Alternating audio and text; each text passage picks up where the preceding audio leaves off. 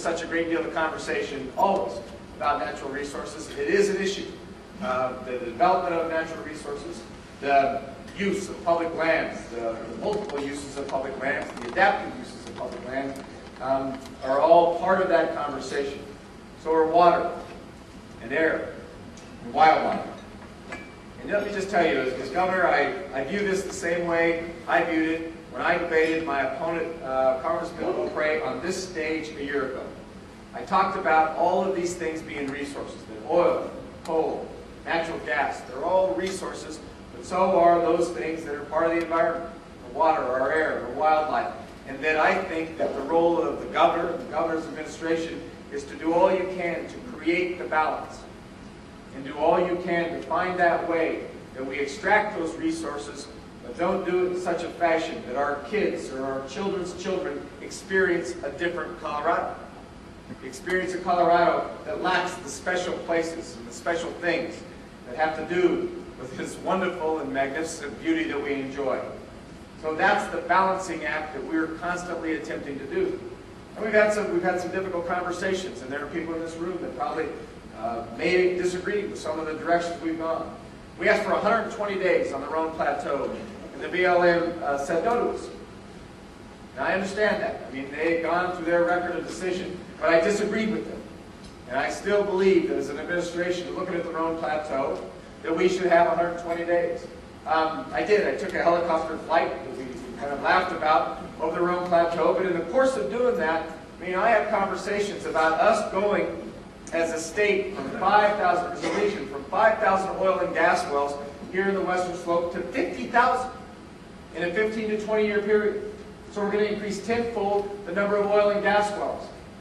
I take very seriously my responsibility as the governor of this state to ensure that our administration does everything that we can to the extent we're building out in that fashion, that we do it in a responsible way, that we do it in a prudent way. And every time I talk about this, every time I talk about it, I say we also believe that the extractive industries are such an important part of our economy and need to thrive.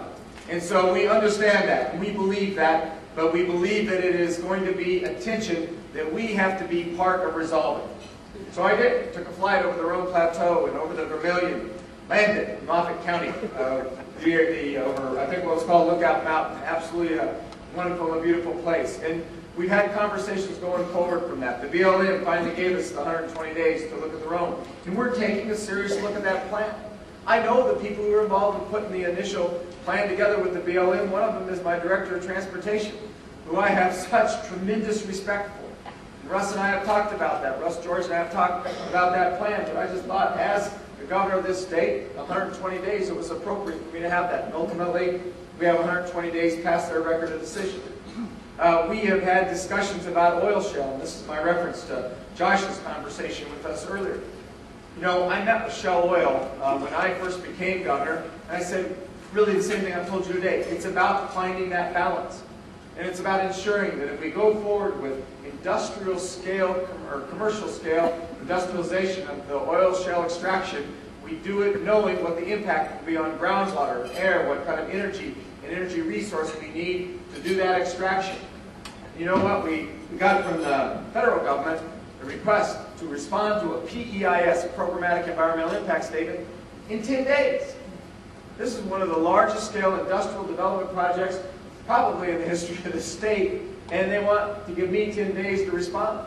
We asked for out of time, they gave us another 14 days. I mean, they're taking 2 years to study whether or not Cousteau and Jean-Claude should put sheets over the Arkansas River in a 6-mile stretch, and they gave me 24 days to respond to that PEIS.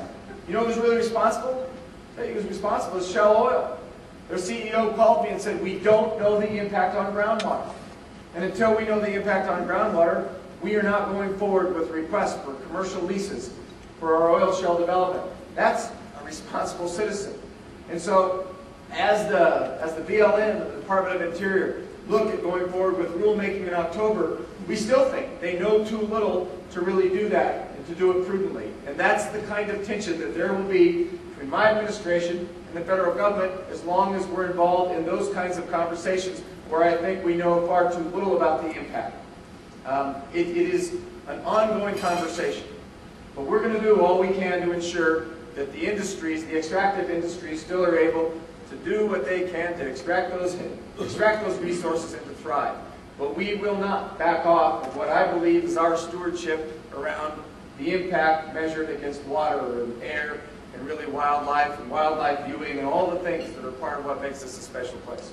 So I think it was important for me to say that. It's off of the education theme, but I really wanted to take an opportunity to tell you once again where we come from as an administration.